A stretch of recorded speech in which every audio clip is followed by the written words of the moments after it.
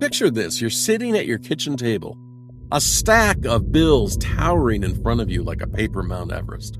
Your phone buzzes with notifications. Another reminder of what's due. And you're too afraid to look. Meanwhile, outside, the sun is shining, self-driving cars are zipping by, and people are laughing in coffee shops like everything's fine. But inside you're wondering how long you can keep this balancing act going. The American Dream. For generations, it was supposed to be our guidebook. The promise that if you worked hard, you could build a better life. But let's be honest. The dream we've clung to for decades is starting to feel like it's just slipping through our fingers. But here's the twist. Just because it's changing doesn't mean it's gone. In today's show, we're going on a journey, a long journey. From the very roots of the American dream to how it has evolved across generations. We'll also explore how the struggles we face today aren't just American problems. They're part of a global shift that's challenging dreams everywhere. This is a big show packed with information, and after a lot of research and hard work getting the facts together, I'm positive this is information you haven't heard elsewhere, or at least put together all like this. By the end, you might just find your perspective shifting in ways you didn't expect. And when we're done, I'd love to hear your thoughts. You can drop a comment below, or you can reach me through my website, OldGuyInsights.me. Send me your questions. Send me your comments. I'd love to hear from you. And while you're here, don't forget, subscribe, ring the notification bell, and like the show so you don't miss any future episodes. Together, we're building a community that learns, grows, and dreams again. Hey there, friends. It's Steve here, your second or maybe your third favorite grandfather. Today, we're hopping into a time machine, not to escape the present, but to understand it better. We'll look at where the American dream started, how it's evolved, and where it's going. Then we're going to travel the world and see how unique the American dream is, and if others are facing similar challenges. Keep that in mind, because I think you'll be surprised at what I'll share. Ready? Let's start this journey through time together.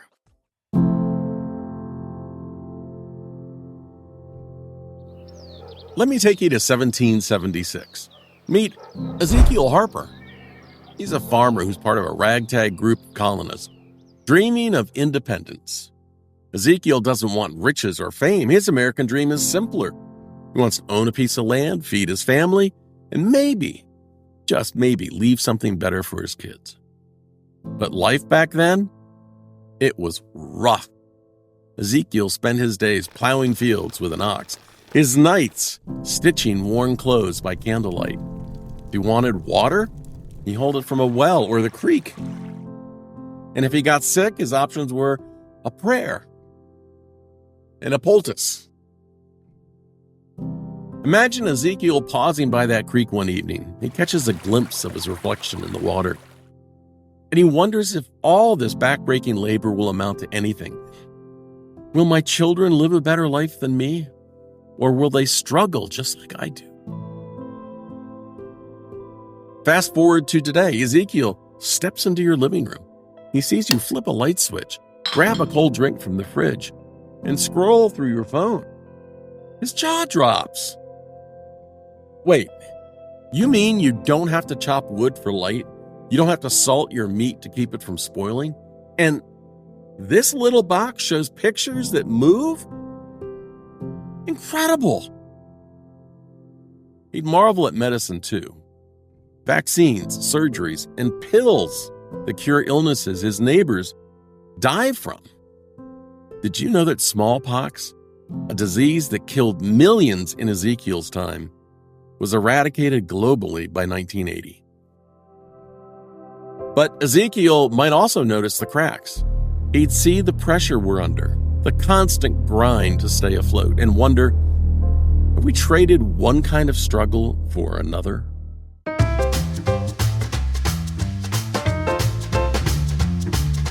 Now let's jump to 1946.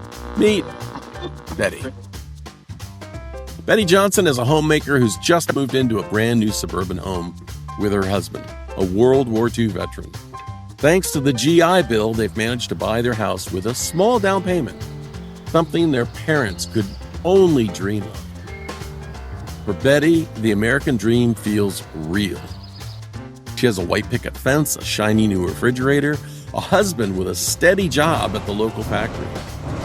Dinner's on the table by 6 p.m., and weekends are for mowing the lawn and hosting barbecues. Life feels predictable, and that's a good thing. Betty's parents, who lived through the Great Depression, marvel at her fully stocked fridge and the fact that she doesn't have to sew her children's clothes by hand. Betty sometimes wonders, is this life enough?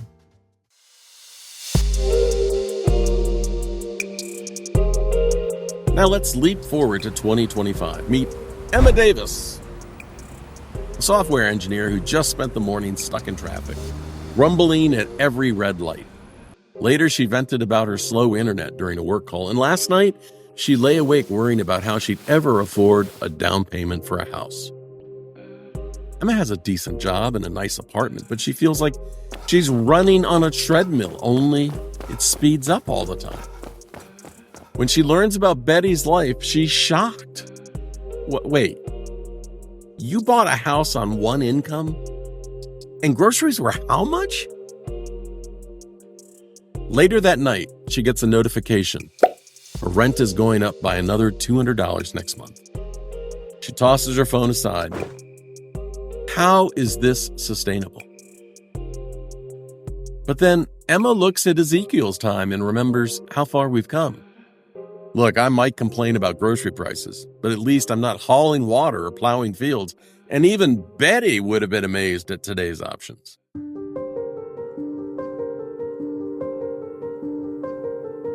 From Ezekiel's muddy boots to Betty's white picket fence to Emma's glowing laptop screen, we can see how the dream has shifted over time. Each generation built on the last, gaining comfort and convenience, but also new struggles. Ezekiel's dream was survival, plain and simple. Betty's dream was stability, with a side of prosperity. And Emma? Her dream is balance, trying to thrive in a world that often feels overwhelming. Here's the question. What's been gained and what's been lost? Is the dream still alive, or are we chasing an illusion?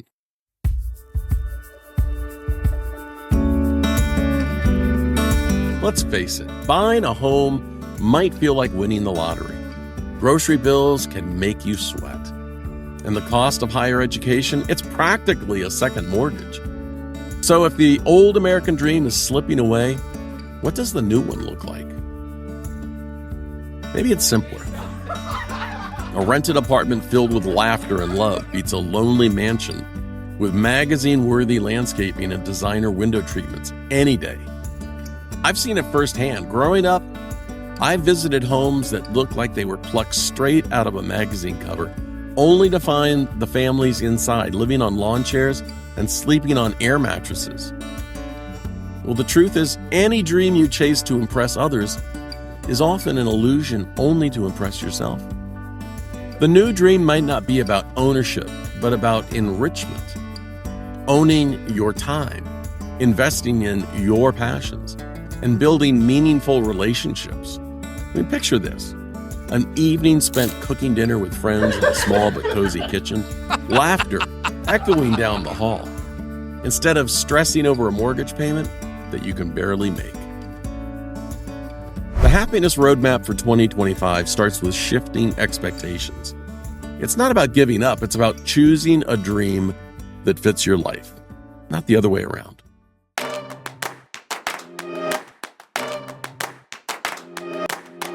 Here's a twist. The struggles we face with the American dream, they're not unique to America. Across the globe, people are grappling with their own versions of a dream that feels just as out of reach. In Canada, home ownership was once a cornerstone of the Canadian dream. But rising housing costs in cities like Toronto and Vancouver are forcing young families to redefine success. In Australia, The great Australian dream of a backyard barbecue in a family home have been pushed aside by sky-high property prices. Even in China, where the Chinese dream promises prosperity through hard work, a slowing economy and relentless competition are leading younger generations to question the grind. Movements like laying flat, choosing simplicity over hustle, they're gaining traction. The pattern's clear. The forces reshaping the American dream, globalization, automation, housing shortages, climate change, they're affecting dreams everywhere. What's comforting is that we're not alone. Understanding these shared struggles can help us build a shared solution.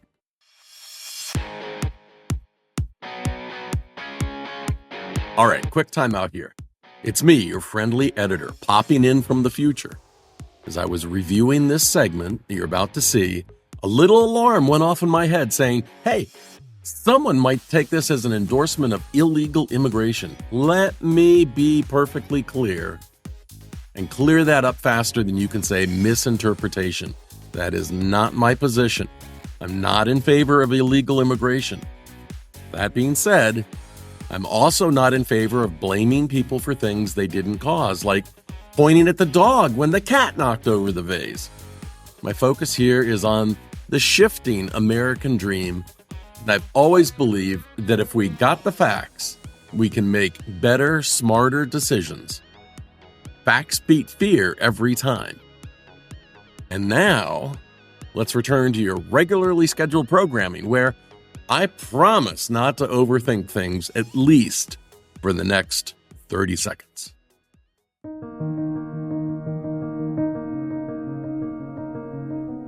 When dreams feel out of reach, it's tempting to look for someone to blame.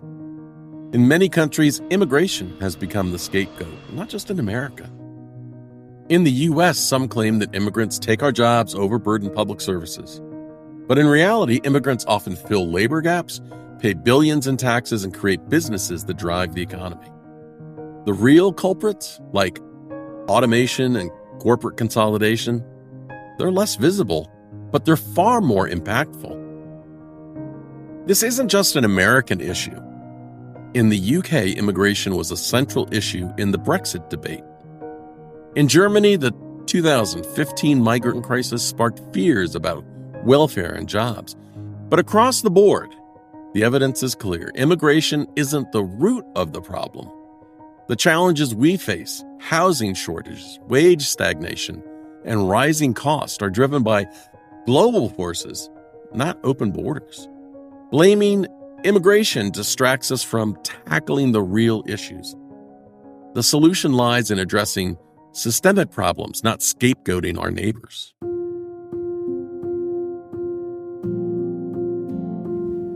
You've probably heard it before. Someone says, if we just closed the borders and deported undocumented immigrants, the American dream would bounce right back.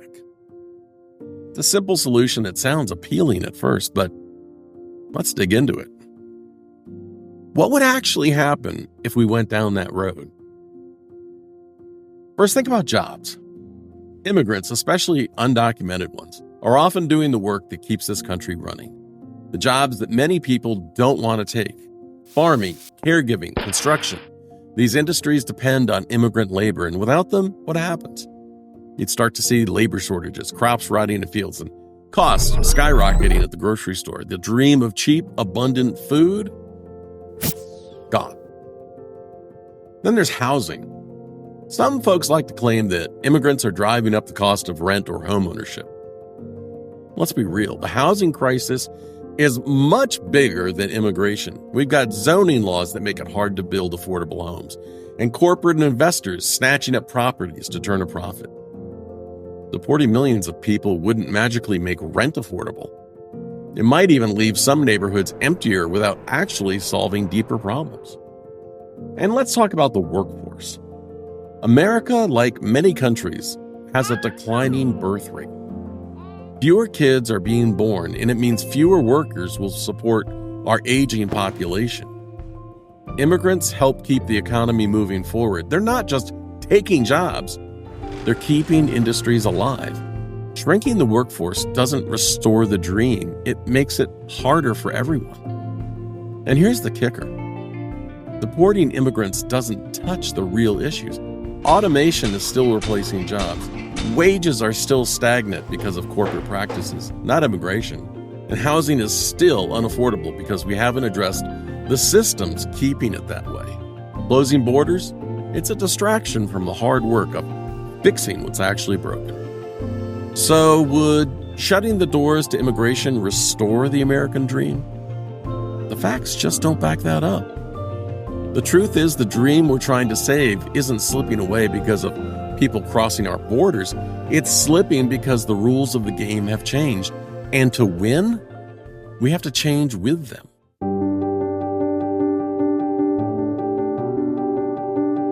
So what have we learned? The American dream isn't a fixed idea. It's a living, breathing story, shaped by every generation that reaches for it. From Ezekiel's muddy boots to Emma's glowing laptop, the dream has evolved. It's never disappeared. Yes, change is hard.